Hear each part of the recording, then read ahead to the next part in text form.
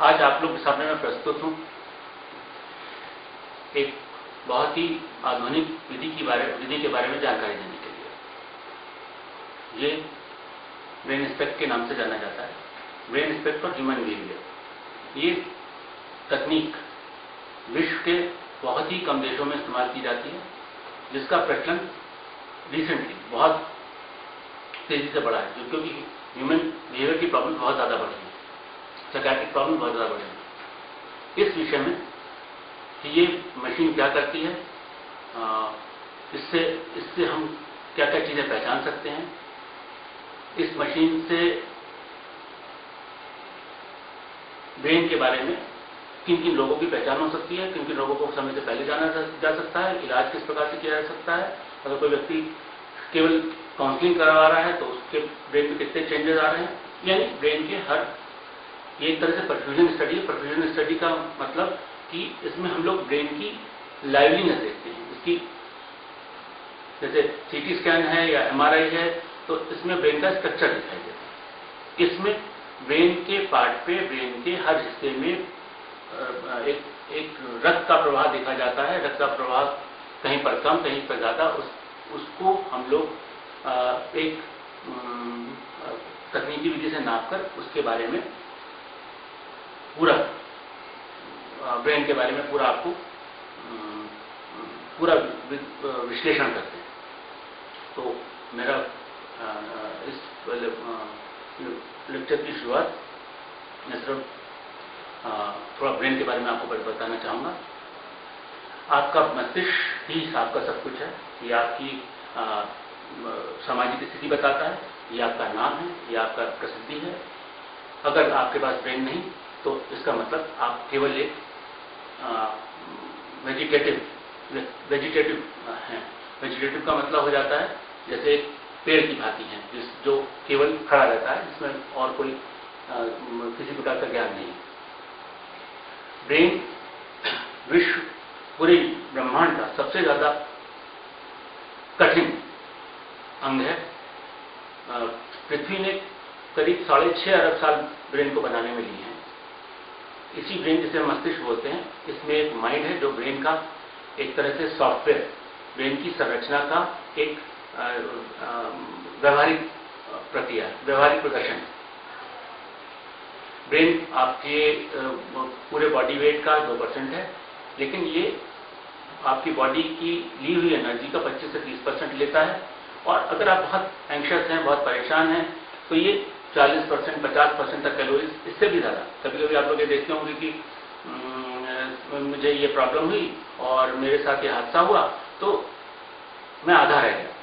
इसका सिंपल सा मतलब है कि ब्रेन ने उन दिनों बॉडी से इतनी कैलोरीज दी कि बॉडी के फैट को भी उसने कंज्यूम करना शुरू कर दिया। इसी तरह से ब्रेन के पार्ट पे उसका कैलोरी कंजप्शन, जब आप संतुष्ट होते हैं तो कैलोरी कंजप्शन थोड़ा कम हो जाता है। हमारे मस्तिष्क में करीब 100 करोड़ न्यूरॉन है।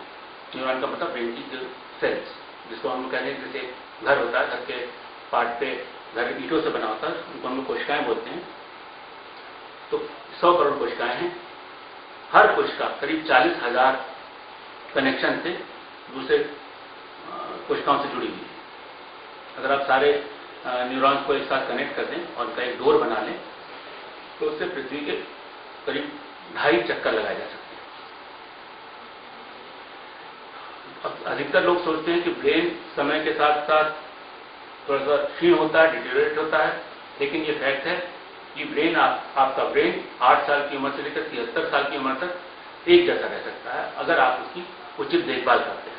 ब्रेन बहुत ही सॉफ्ट है, ये एक बहुत से हार्ड स्कल के भीतर रहता है और छोटे से छोटे इंजरी के भी इसको नुकसान पहुंचाती है। हम लोग सामान्यतः हेड इंजरी मानते हैं जब पेशेंट सिर में चोट लगने के बाद बेहोश हो जाए या कोई उसके सर से इस तरह का रिफ्लेक्शन हो, लेकिन एक छोटा सा पंच बचपन में मारा हुआ बाद में कारण बन सकता है मिर्गी, बेहोशी, दौरों का बाद में कारण बन सकता है मेजर साइकियाट्रिक इलनेस। तो एक प्रकार से ब्रेन हमारे लिए सबसे अमूल्य, दुर्लभ, प्रकृति का दिया हुआ वरदान है, जिसकी वजह से हम लोग मानव कहलाते हैं।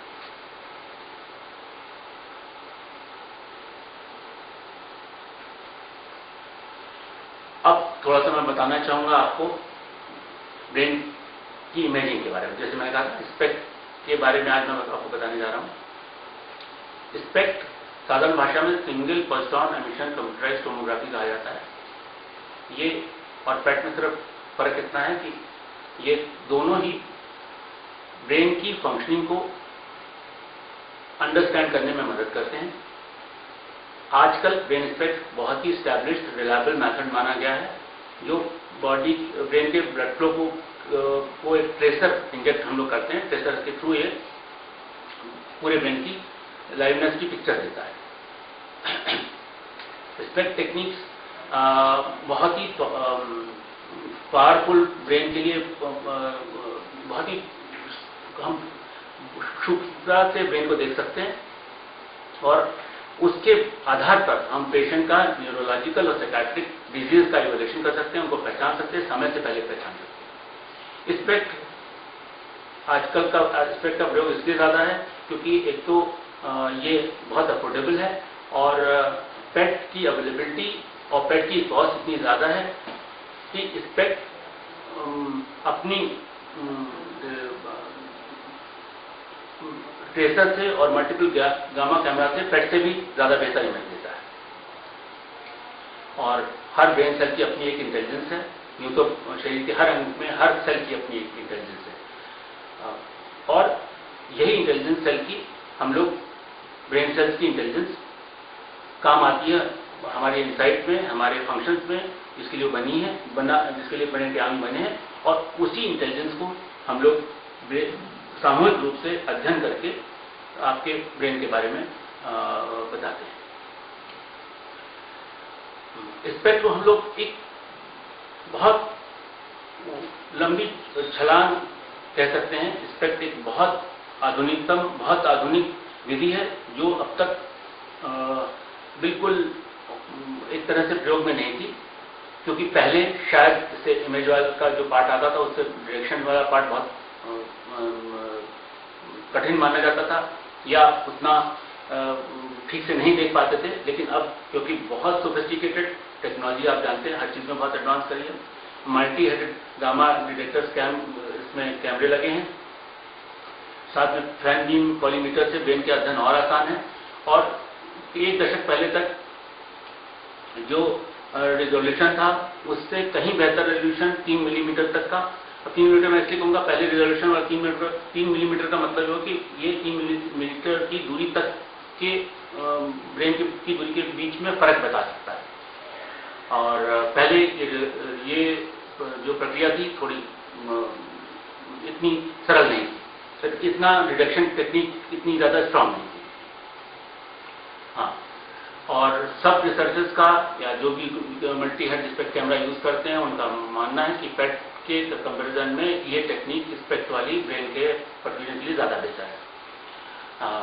और आजकल तो डिफरेंट नए 3D स्पेक्ट अवेलेबल हैं, नए न्यूरो सॉफ्टवेयर अवेलेबल हैं और प्रतिदिन ये थोड़ा सा एक अपने आप में एक तरह से प्रगति कर रहा है और जितनी प्रगति पिछले 2 सालों में हुई है शायद उतनी प्रगति 1 साल में और हो जाएगी, तो हमारे लिए एक बिल्कुल वरदान से भी बढ़कर साबित होगा। और जहाँ तक रेडिएशन का है, इसमें करीब 0.7 REM का रेडिएशन होता है जो कि एक CT से कम है और CT के हेड CT के बराबर है और न्यूक्लियर बोन स्कैन के बराबर है और चेस्ट CT से कहीं कम।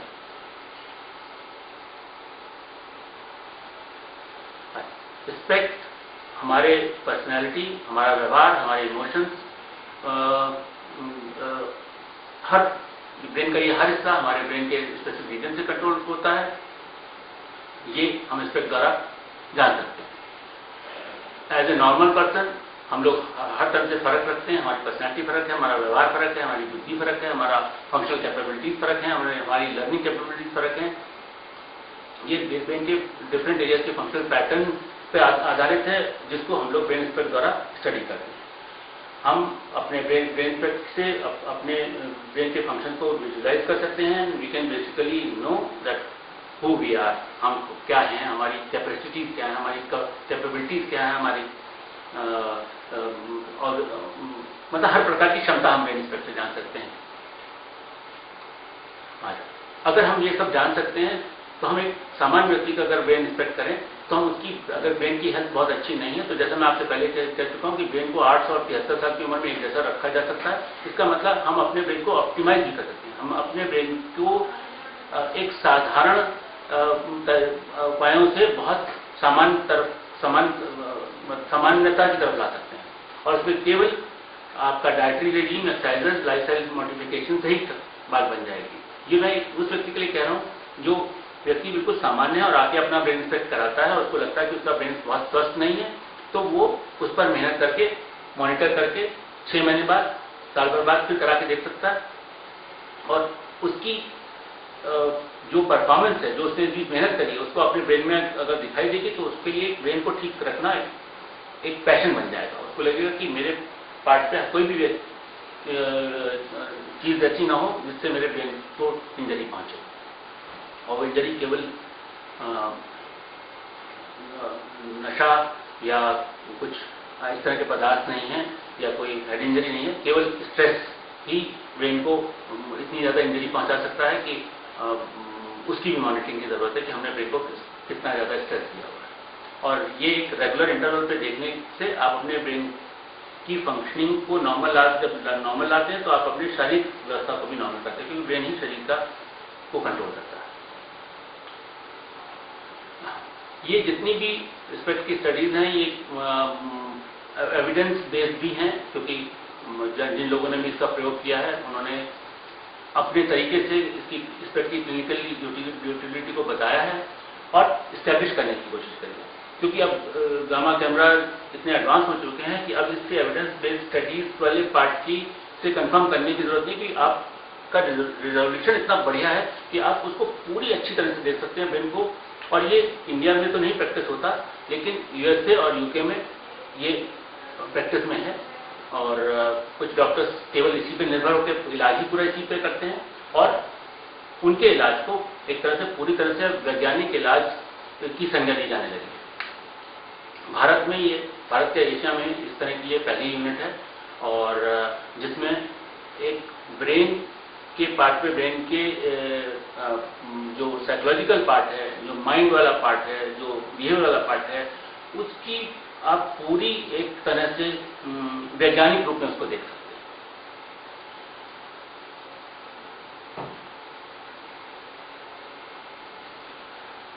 ब्रेन की इनसाइट, किसी भी चीज तरह से ब्रेन को चोट पहुंचाना, किसी भी तरीके से ब्रेन को नुकसान पहुंचाना, जैसे मैं अभी आपसे कह रहा था, स्ट्रेस वाला पार्ट हो गया, एडिक्शन वाला पार्ट हो गया, कोई इंजरी वाला पार्ट हो गया, ये सब ब्रेन के परफ्यूजन को कम करते हैं और ब्रेन का परफ्यूजन जब कम होता है तो वो उसकी क्षमता भी कम होती है और शरीर की पार्ट पे भी शरीर भी प्रभावित होता है।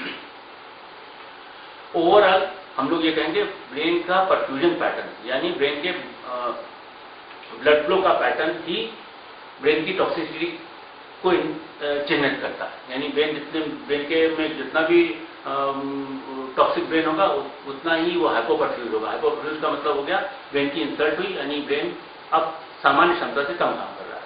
ये अक्सर देखा गया है नशे में, अल्कोहल में, प्रेस्क्रिप्शन वाली मेडिकेशन में, बेंजोडाइजेपिन्स, एनवायरमेंटल टॉक्सिन्स और पॉइजनिंग, इन्फेक्शियस डिजीजेस, मेनिंजाइटिस जैसे एनॉक्सिस स्टेट्स, जहाँ पे ऑक्सीजन वाला पार्ट आपका किसी प्रदूषण वाले वातावरण में ऑक्सीजन आपको कम मिल रही है, हाइपोथायराइडिज्म में, एनीमिया में, कीमोथेरेपी में एंड सीवियर डिहाइड्रेशन में। ये बहुत सामान्य चीजें हैं, ये तो सामान्य हमारी जिंदगी में रोज हुआ करती हैं। इसलिए इन चीजों को मैंने लिखा है कि ये सामान्य प्रकार से ब्रेन को क्षति पहुंचाती रहती है। इसके लिए कुछ ऐसा नहीं है कि ये हम किसी बड़े इंटॉक्सिकेंट की बात नहीं कर रहे हैं, किसी महत्वपूर्ण इंटॉक्सिकेंट की बात नहीं कर रहे हैं, हम सिर्फ उस इंटॉक्सिकेंट, उन सामान्य कंडीशंस की बात कर रहे हैं। इस पैटर्न को देखते हुए हम लोग ब्रेन के इस पैटर्न को देखते हुए हम लोग एटियोलॉजी की जानने की भी कोशिश कर सकते हैं, यानी उसके कारण जानने की भी कोशिश कर सकते हैं और उसको उसी समय रोक सकते हैं, क्योंकि इनको रोकना बहुत आसान है।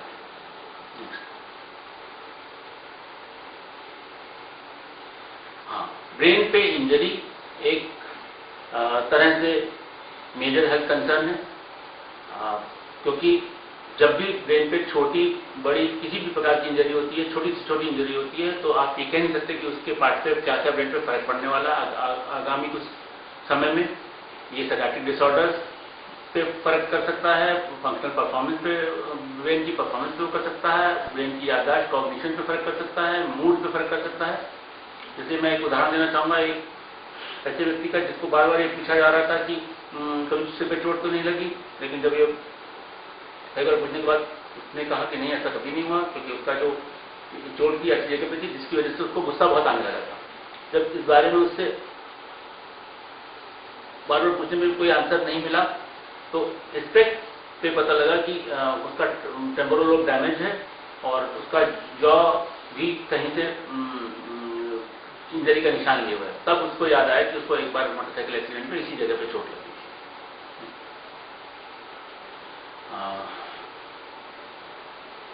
स्पेक्ट को आपका सबसे महत्वपूर्ण हिस्सा है आपकी क्लिनिकल हिस्ट्री लेकर आपके कोऑपरेटिव डिक्लाइन को रोकना, यानी आपकी ब्रेन की होने वाली क्षमता में जो कमी है उसको रोकना। ये एक तरह से डिमेंशिया वाले पेशेंट बहुत ज़्यादा लागू होता है, और डिमेंशिया जो कि हमारी भाषा में इसको अल्जाइमर डिजीज के लोग जानते हैं, ये कई प्रकार का होता है, और इसको कम से कम इसके लक्षण भले ही आपको 3 महीने पहले या 6 महीने पहले दिखे, लेकिन इसकी शुरुआत 10, 15, 20 बरस पहले हो जाती है।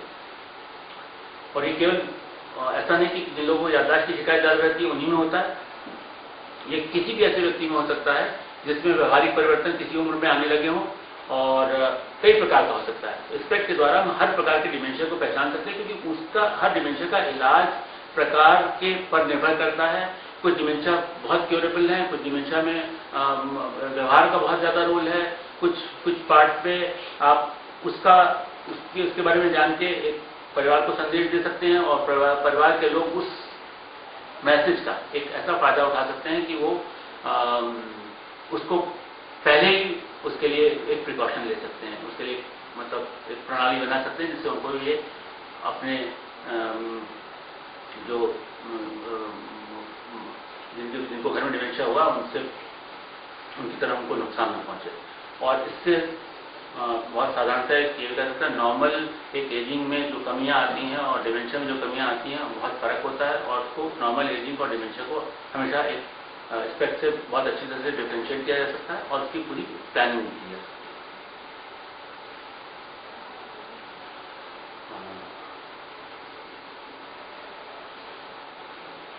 जो ब्रेन इमेजिंग वाला पार्ट है वो ब्रेन के विभिन्न हिस्सों में को प्रभावित करता है, और उसको तरह तरह के हम लोग नामों से जानते हैं।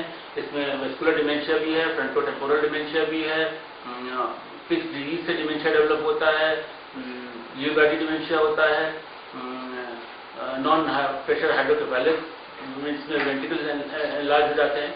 और एक साधारण सी बात हम लोग बोलते हैं पोस्ट ट्रॉमेटिक स्ट्रेस डिसऑर्डर, यानी एक बहुत सीवियर स्ट्रेस से होने वाला डिमेंशिया। कभी कभी पीटीएसडी की भयानकता इतनी ज्यादा होती है कि एक अच्छे खासे व्यक्ति को 6 महीने में उसका संपूर्ण मस्तिष्क प्रभावित हो जाता है, यानी वो डिमेंशिया में परिवर्तित हो जाता है। अक्सर हम लोगों ने देखा है कि नेगेटिव इमोशनैलिटी, यानी अगर किसी में नेगेटिव इमोशंस बहुत हैं तो वो उसके ब्रेन की व्यवस्था पर डिपेंड करेगा। हम लोग इसको कभी कभी अभी तक हम लोग बात कर रहे थे ब्रेन में हाइपोपरफ्यूजन की। हाइपोपरफ्यूजन का मतलब हुआ ब्रेन के अंदर खून के दौरान में कमी, खून के पहुंचने में कमी। इसी तरह से कभी कभी ये चीज अधिक होती है, यानी कुछ हिस्से ज्यादा एक्साइटेबल हो जाते हैं। इसको हम लोग हाइपर परफ्यूजन बोलते हैं। और हाइपर फ्रंटैलिटी मतलब फ्रंटल लोब में हाइपर परफ्यूजन बहुत से रोगों का कारण माना गया है।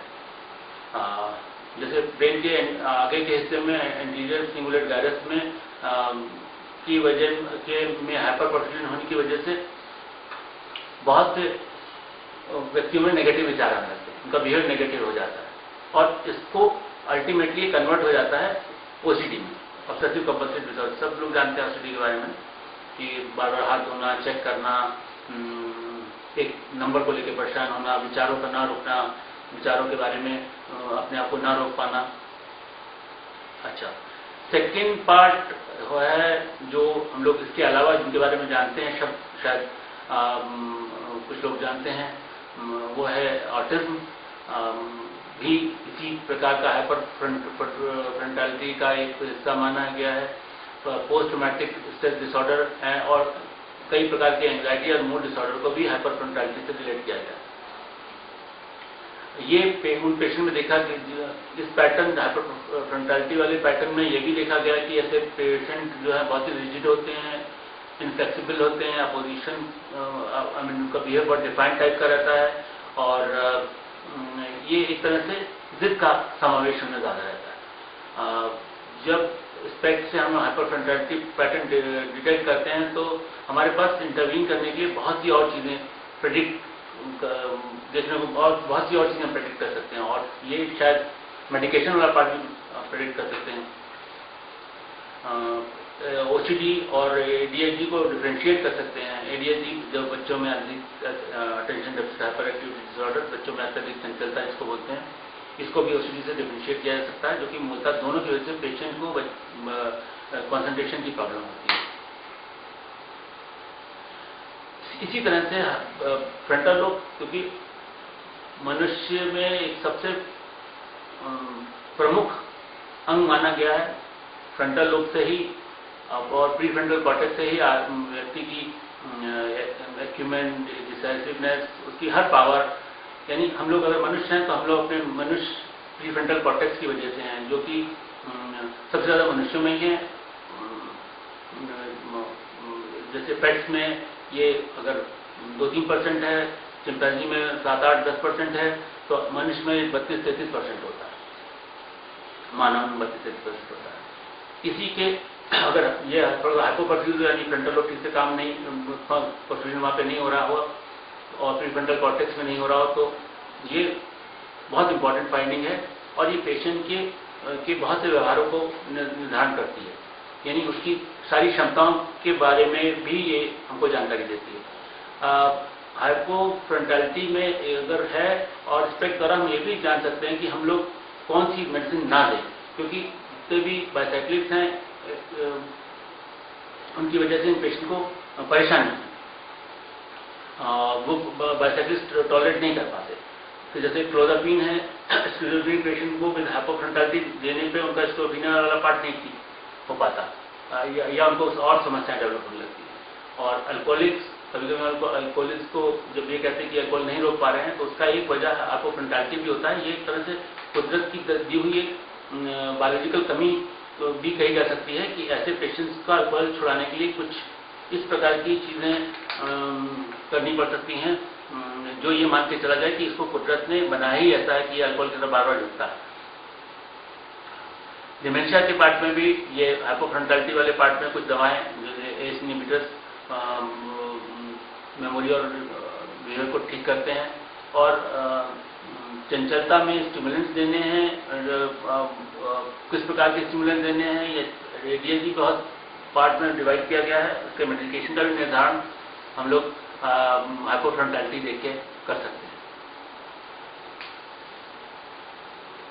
कुछ लोग हाइपोफ्रंटालिटी की वजह से एंटी सोशल सिम्टम डेवलप कर लेते हैं, इम्पल्सिव बिहेवियर होता है, ये अपराधी किस्म के व्यक्ति बन जाते हैं और इनमें अगर कुछ दवाओं से इनमें सुसाइडल टेंडेंसी बहुत बढ़ जाती है, जो कि हम लोग इस बारे में बहुत अच्छी तरह से बता सकते हैं कि इनको कौन सी दवाएं नहीं दी जा सकती।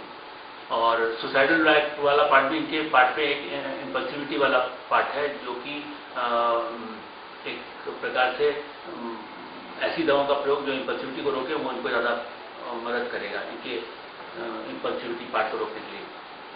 हाइपोफ्रंटालिटी डिप्रेस पेशेंट्स में भी होती है। हम लोग को उनके बारे में थोड़ा ध्यान रखना चाहिए, फैमिली सपोर्ट के साथ ज़्यादा होना चाहिए, क्योंकि ये एंटी डिप्रेशन मेडिकेशन को ज़्यादा अच्छा रिस्पॉन्ड नहीं करते और उनके पास कुछ इस तरह के अगर रिसोर्सेज नहीं है जिससे उनको सपोर्ट हो सके तो इनकी प्रोग्नोसिस बहुत अच्छी नहीं मानी जाती। टेम्पोरल लोब फंक्शंस को इवेल्युएट करना मतलब आपकी मूड की इंस्टेबिलिटी, मेमोरी प्रॉब्लम्स को डिटेक्ट करना, साइकियाट्रिक मेडिसिन को इवेल्युएट करना और एग्रेशन को इवेल्युएट करना, रिसेप्टिव एक्सप्रेसिव लैंग्वेज को इवेल्युएट करना। यानी कुल मिला के टेम्पोरल लोब हम लोग के पार्ट पे फ्रंटल लोब के बाद एक महत्वपूर्ण ब्रेन का अंग है। जिन पेशेंट्स में इस एरिया से एपिलेप्सी जैसे रोग होते हैं वो पेशेंट जिनमें अग्रेशन है वो मूड स्टेबलाइजर उनमें एंटी कन्वर्सेंस जैसे मूड स्टेबलाइजर ज़्यादा सूट करेंगे और ब्रेन के पार्ट पे उनके परफ्यूजन को बढ़ाने में मदद करेंगे। मतलब नक्सल में टेम्पोरल लोब पेशेंट का मेडिकेशन का डिसाइड करना भी उसके परफ्यूजन पर डिपेंड करेगा और उसके पार्ट पे ये बिहेवियर किसी और कारण से है और टेम्पोरल लोब से नहीं है तो मेडिकेशन और उनका ट्रीटमेंट का स्टाइल बिल्कुल फर्क हो जाएगा। जब टेम्पोरल लोब में इंस्टेबिलिटी देखी जाती है तो टेम्पोरल लोब प्रॉब्लम्स के पार्ट पे एंटी कन्वर्सेंस एक ज़्यादा बेहतर ट्रीटमेंट है। अच्छा, ब्रेन के पार्ट पे डिप्रेशन को सब टाइप किया जा सकता है, मतलब उसकी डिप्रेशन, एडीएचडी, ओसीडी, एग्रेशन, ये डिफरेंट एरियाज के बारे में जानकर बताया जा सकता है। इम्पल्सिव एग्रेशन के बारे में बताया जा सकता है। हाइपोफ्रंटैलिटी रिपोर्टेड है जिसमें बताया कि सोशल पर्सनैलिटी डिसऑर्डर्स में एक कंपल्सिव एग्रेसिव लोग के पार्ट पे हम लोग हाइपोफ्रंटैलिटी को रिलेट करते हैं। इनके ऐसे लोगों के दिमाग में नेगेटिव विचार ज़्यादा आते हैं और वो काफ़ी हद तक रिजिड और इनफ्लेक्सिबल होते हैं।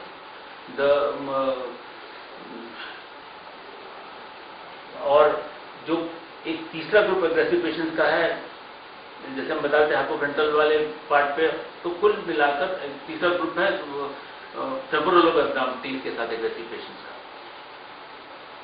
मतलब फ्रंटल और टेम्पोरल लोब हमारे लिए काफ़ी महत्वपूर्ण है। ये बात रिस्पेक्ट से विशेष रूप से जानकारी मिलती है और उसको मैनेज कैसे करना है ये जानकारी मिलती है। अच्छा, हाइपर फ्रंटलिटी जिन पेशेंट्स में है वो बाइसाइकिल को, वो डिप्रेशन के पेशेंट बाइसाइकिल को ज़्यादा रिस्पॉन्ड करेंगे, एंजाइटी वाले ज़्यादा रिस्पॉन्ड करेंगे, जबकि hypofrontality is associated with negative response, मतलब नेगेटिव रिस्पॉन्स। और ये यहाँ तक कि अगर हाइपोफ्रंटलिटी है और बाइसाइकिल यूज करे जाए तो पेशेंट में सुसाइडल टेंडेंसी बहुत ज़्यादा होती है और सुसाइडल पार्ट बहुत तेजी से डेवलप होता है। ट्रीटमेंट के पार्ट पर अगर देखा जाए तो प्री फ्रंटल एक्टिविटी जिनमें लोअर प्री फ्रंटल एक्टिविटी है उनका व्यूप्रॉन और वेंलाफ्लेक्सिन ये बेटर रिस्पॉन्स देंगे। अच्छा, स्पेक्ट का यूज करना क्लिनिशियन के लिए एक अगर किसी एरिया में हल्का हाइपर परफ्यूजन है या किसी में हाइपर परफ्यूजन है तो एंटी कन्वर्सेंस का या मूड स्टेबलाइजर का यूज करना ज्यादा उचित होगा। जितनी बात मैंने बताई ये बहुत संक्षेप में बताई। कुल मिलाकर स्पेक्ट एक ऐसा टूल है जो हम लोग को पूरी जानकारी दे सकता है रोग पहचानने के लिए, रोग को पहले पहचानने के लिए, रोग को ठीक करने के लिए, दवाओं के विश्लेषण के लिए, कौन सी दवा दे सकते हैं कि नहीं दे सकते हैं और कब दवा हम बंद कर सकते हैं, और व्यावहारिक पार्ट को हम लोग कैसे ब्रेन के पार्ट पे ठीक कर सकते हैं, ये बात हम लोग बता सकते हैं। इसके बारे में विशेष रूप से जिक्र करना चाहूँगा मास डिप्रेशन का।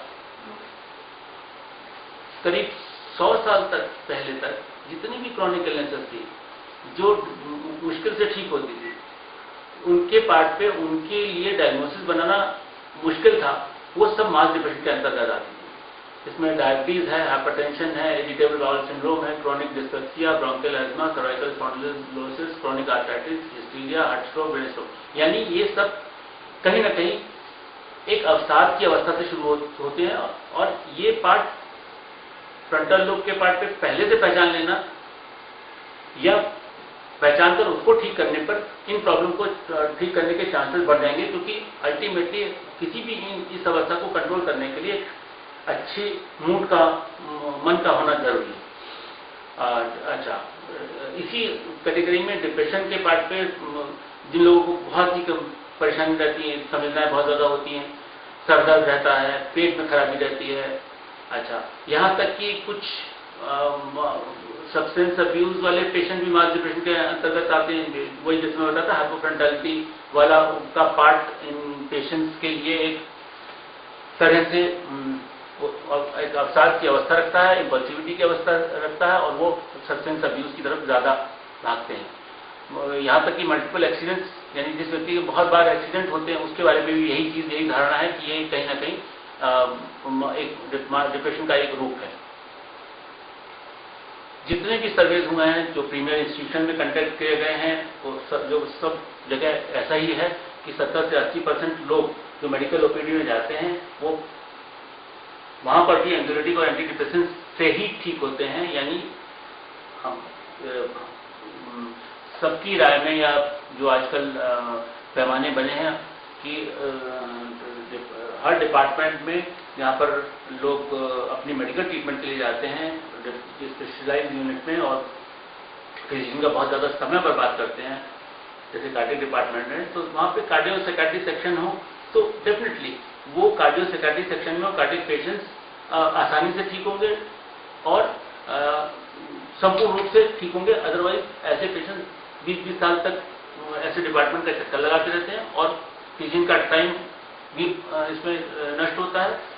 Extensive gastro section, gastro psychiatry section, neuro psychiatry section, endocrine, even organ transplant में भी बेटर आउटकम के लिए, ऑर्गन ट्रांसप्लांट के लिए भी साइकियाट्रिक हेल्प की जरूरत है उनके रोग को। और स्पेक्ट के पार्ट पे ये पार्ट भी हम एक इस विषय में भी बता सकते हैं कि ऑर्गन ट्रांसप्लांट में इस व्यक्ति के पार्ट पे ऑर्गन ट्रांसप्लांट की प्रोग्नोसिस क्या होगी और अल्टीमेटली जितनी भी एंग्जाइटी डिप्रेशन है वो सब कन्वर्ट होती हैं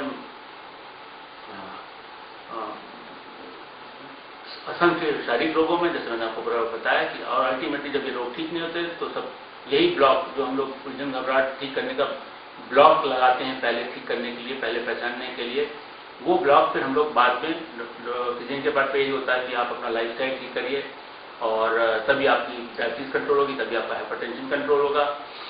तो स्पेक्ट केवल रोगियों के लिए नहीं है, ये हर व्यक्ति के लिए है, जिससे वो अपने पूरे भविष्य को, अपनी डेस्टिनी को बदल सकता है। बस अंत में मैं ये कहूँगा कि ये यूनिट एशिया की सर्वप्रथम यूनिट है जिसमें हमने 3 फैन बीम कॉलीमीटर्स यूज करे हैं और अपने रिजल्ट को 100% मतलब इस तरह से बताने की कोशिश करी है कि आपको जो हम इंफॉर्मेशन दे रहे हैं वो बिल्कुल वैसी ही हो जिससे आपको आप संपूर्ण जीवन भर, मतलब life with quality, longevity, life with longevity and quality वाला पार्ट हम आपको समय से बहुत पहले उसके लिए सावधानियां बता दें। नमस्कार। सेकेंड पार्ट वो हो गया।